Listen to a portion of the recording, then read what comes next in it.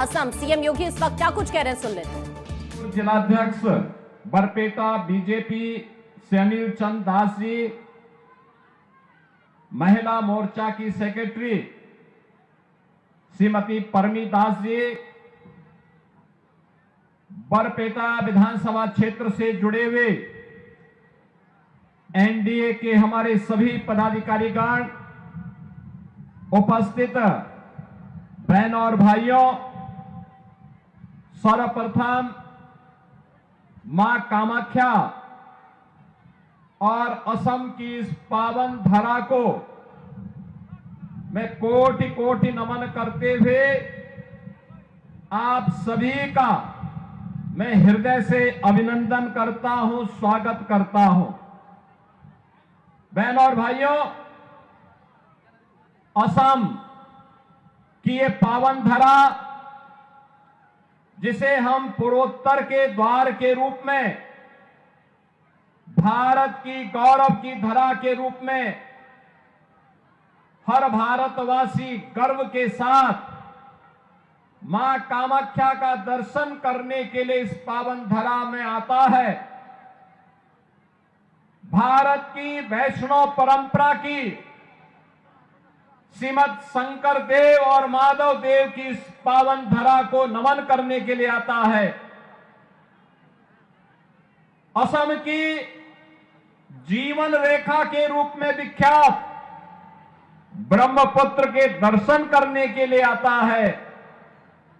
आज ये मेरा सौभाग्य है, किसी पावन धरा में मुझे मां कामाख्या के आशीर्वाद की पावन धरा, असम की इस पावन धरा में, बरपेटा की इस वैष्णव परंपरा की धरा में आप सबसे संवाद करने का अवसर प्राप्त हो रहा है। इस अवसर पर मैं आप सभी के प्रति हृदय से आपका अभिनंदन करता हूं। आपको रंगोली उत्सव की भी हृदय से बधाई और मंगल में शुभकामनाएं आप सबके प्रति व्यक्त करता हूं। बहनों और भाइयों, असम की अपनी गौरवशाली परंपरा रही है। यहां की आध्यात्मिक और सांस्कृतिक परंपरा,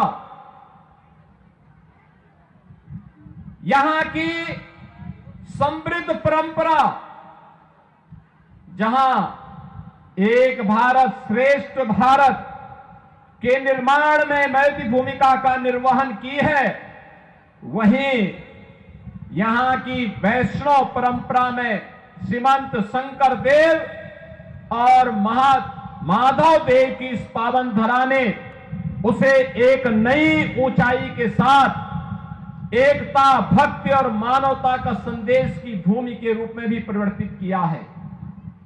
बहनों और भाइयों, यहां का काजीरंगा, यहां का नेशनल पार्क, ये दुनिया के अंदर राइनो के साथ साथ अपनी जैव विविधता के लिए भी जग विख्यात रहा है। और कौन नहीं जानता है, अहोम राजवंश ने इसी पावन धरा में विदेशी आक्रांताओं के छक्के छुड़ा करके अहोम की इस समृद्ध संस्कृति को एक नई ऊंचाइयों तक ले जा करके भारत की रक्षा करने में अपना योगदान दिया था। और उस समय अहोम राजवंश के महान नायक लचित बोरफुकन की अदम्य साहस, उनका शौर्य और पराक्रम हर भारतीय युवा के लिए सदैव एक प्रेरणा रही है। आज उसी असम की पावन धरा में, जिस पावन धरा ने अपनी मेहनत से, अपने परिश्रम और पुरुषार्थ से चाय के बगान की चाय की चुस्की को दुनिया तक पहुंचाने का काम किया है, आज वह चाय अपने साथ डबल इंजन सरकार की मेहनत का परिणाम आदरणीय प्रधानमंत्री जी की प्रेरणा से चाय के साथ साथ चिप के उत्पादन की केंद्र भूमि भी बन रही है। आज उसी पावन धरा को, जिस पावन धरा ने सांस्कृतिक और संगीत की कला के एक महानायक के रूप में भूपेन हजारिका को जन्म दिया, ये वही धरा है। और भूपेन हजारिका की उस प्रतिभा को सम्मान देने का काम अगर किसी ने किया है, एनडीए की सरकार ने प्रधानमंत्री मोदी जी के नेतृत्व में किया है, जब उन्हें 2019 में भारत रत्न का सम्मान देकर के भारत ने अपने आप को सम्मानित किया था। बहनों और भाइयों, असम की इस परंपरा को गोपीनाथ बोरदोलाई को सरदार अटल बिहारी वाजपेयी जी की सरकार ने 1999 में भारत का सर्वोच्च नागरिक सम्मान भारत रत्न देकर के सम्मानित करने का काम किया। एक तरफ एनडीए की भारतीय जनता पार्टी नेतृत्व की सरकार, जिसने भारत की संस्कृति को, भारत की परंपरा को, भारत की विरासत को सदैव आगे बढ़ाने का काम किया।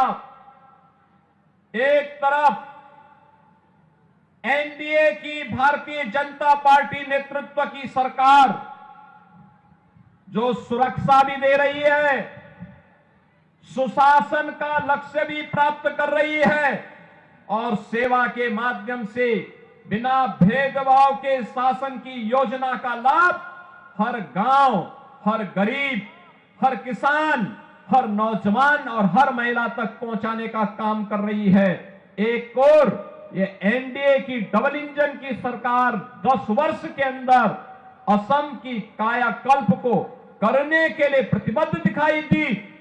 वहीं दूसरी ओर कांग्रेस नेतृत्व की सरकारों ने 60 वर्ष तक असम के अंदर अराजकता को, दंगों को, कर्फ्यू को, घुसपैठ को, अराजकता को बढ़ावा देकर के यहां की सुरक्षा में सेंध लगाने का काम किया, यहां की विरासत को अपमानित करने का काम किया। कांग्रेस की सरकार होती थी, भारत रत्न तब केवल एक खानदान के लोगों को प्राप्त होता था। तब यहां की संस्कृति और संगीत की पहचान भूपेन हजारिका को भारत रत्न कांग्रेस ने नहीं दिया। याद करिए, तब मां कामाख्या का कॉरिडोर बनाने की याद उनको नहीं आई। तब काजीरंगा नेशनल पार्क में यहां के राइनो को, जो विश्वविख्यात राइनो है, उसका संरक्षण हो, इसकी याद कांग्रेस को नहीं आई। तब यहां असम और पूर्वोत्तर की कनेक्टिविटी अच्छी हो, इसकी याद उन्हें नहीं आई। बहनों और भाइयों, प्रधानमंत्री मोदी जी के नेतृत्व में ये डबल इंजन सरकार की ताकत है। आज पूर्वोत्तर के राज्यों में बेहतरीन कनेक्टिविटी है, रोड की कनेक्टिविटी, रेलवे की कनेक्टिविटी, एयर कनेक्टिविटी और इनलैंड वाटरवे की कनेक्टिविटी, चार प्रकार की कनेक्टिविटी। याद करिए, आज असम में भी engineering college, medical college, AIIMS, NIT, IIT, IM, इन सबका निर्माण हो रहा है। और अब डबल इंजन सरकार पिछले 10 वर्ष के अंदर पूरी मजबूती के साथ तय की है, असम को घुसपैठ का अड्डा नहीं बनाने देंगे, दंगाइयों को निकाल बाहर करेंगे। और यह कार्य केवल और केवल एनडीए की भारतीय जनता पार्टी की सरकार कर सकती है। बहनों और भाइयों, ये कांग्रेस हो या यूडीएफ, इन लोगों को जब भी अवसर मिला है, इन्होंने भारत और भारतीयता को ही अपमान किया है। लगातार इनके द्वारा अपमानित किया गया है।